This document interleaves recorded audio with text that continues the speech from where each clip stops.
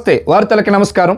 Petrol diesel పైన 13 నుంచి 17 రూపాయలు పెంచాలని చెప్పి కేఐఐ అంటే కోటాక్ ఇన్స్టిట్యూషనల్ ఈక్వాలిటీస్ సూచిస్తూ ఉన్నది. కానీ ఇప్పటికే దేశ ప్రభుత్వం మొత్తం కేంద్ర ప్రభుత్వం బీజేపీ ప్రభుత్వము దేశవ్యాప్తంగా జరిగిన 5 రాష్ట్రాల ఎన్నికల నిమిత్తము ఆ టైంలోని రూపాయి కూడా పెంచలేనటువంటి ప్రభుత్వం ఎలక్షన్ అయిపోయిన మరుక్షణమే, లెక్కింపు అయిపోయిన మరుక్షణమే 3 రూపాయల నుంచి 5 రూపాయల వరకు పెట్రోల్ పైన పెంచింది, డీజిల్ పైన 3 రూపాయలు పెంచింది.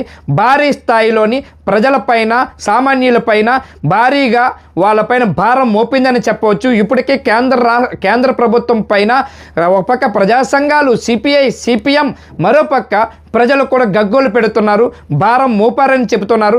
కానీ ఇప్పుడు కేఐఈ ఇప్పుడు ఏం చెప్తుంది, కోటక్ ఇన్స్టిట్యూషనల్ ఈక్వాలిటీస్ కేఐఈ సూచిస్తుంది 3 రూపాయలు పెంచడం వల్ల మాకు నష్టమే జరుగుతున్నది. కానీ మినిమం 13 రూపాయల నుంచి 17 రూపాయలు పెంచితే ఓఎంసీల నుంచి ప్రతి నెల తీసుకుంటున్న 25,000 కోట్లు ఏవైతే ఉన్నాయో నష్టం వాటిల్లుతుంది. కాబట్టి ఈ నష్టాన్ని పోల్చొచ్చని చెప్తున్నది. పశ్చిమాసియాలో పెరుగుతున్నటువంటి సవాళ్ళను ఎదుర్కోవచ్చు.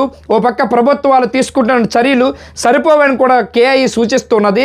మీరు 3 రూపాయలు పెంచి సరిపోదని కేంద్ర ప్రభుత్వం డిమాండ్ చేస్తున్నది.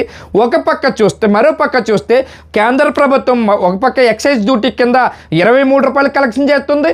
అట్లాగే రాష్ట్ర ప్రభుత్వము ప్రతి రాష్ట్రంలో కొన్ని రాష్ట్రాల్లో అయితే 27 రూపాయలు, 26 రూపాయలు, 22 రూపాయల లెక్కన రాష్ట్ర ప్రభుత్వాలు ఎక్సైజ్ డ్యూటీ కింద మొత్తం పెట్రోల్ పైన, డీజిల్ పైన మొత్తం పెంచుకుంటూ పోతుంది.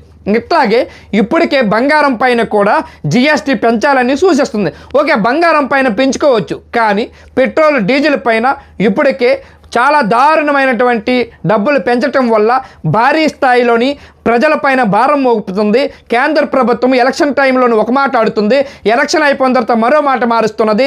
కానీ ఏదేం జరిగినా మొన్న జరిగినటువంటి ఎలక్షన్ దగ్గర కాకుండా మొన్న దగ్గర నుంచి ఎక్కడైనా ఈ 10 సంవత్సరాల్లో పెట్రోల్, డీజిల్ పైన సగానికి సగం పెంచి భారీ స్థాయిలోని ప్రజలపైన భారం మోపి కేంద్ర ప్రభుత్వం, బీజేపీ ప్రభుత్వం ప్రజలకి మట్టి కొడుతుందని చెప్పేసి ఓ పక్క గగ్గోలు పెడుతున్న ప్రజలు, సామాన్యులు, మరోపక్క మేధావులు కూడా ఇదే మాట్లాడుకుంటున్నారు. Thank you.